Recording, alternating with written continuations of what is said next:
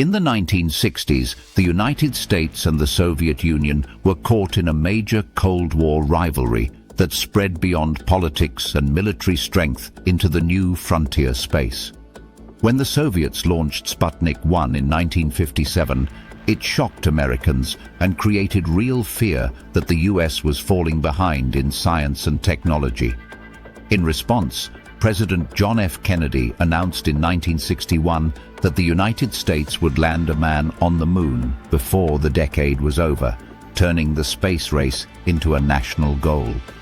The government invested billions of dollars into NASA's Apollo program, which pushed scientific progress, expanded technology, and raised national pride.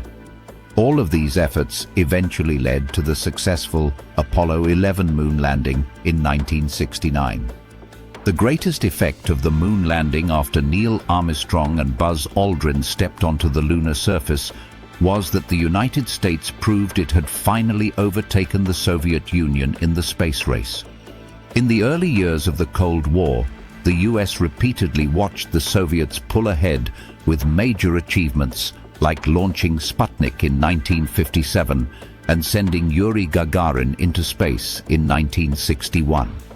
These Soviet successes caused major concern in the United States because they made it seem like the US was falling behind in both technology and global influence.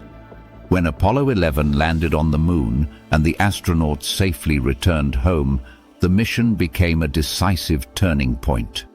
This victory demonstrated to the Americans that their country could accomplish what once seemed impossible, restoring national confidence and proving that the US could surpass its strongest rival in science, technology, and space exploration.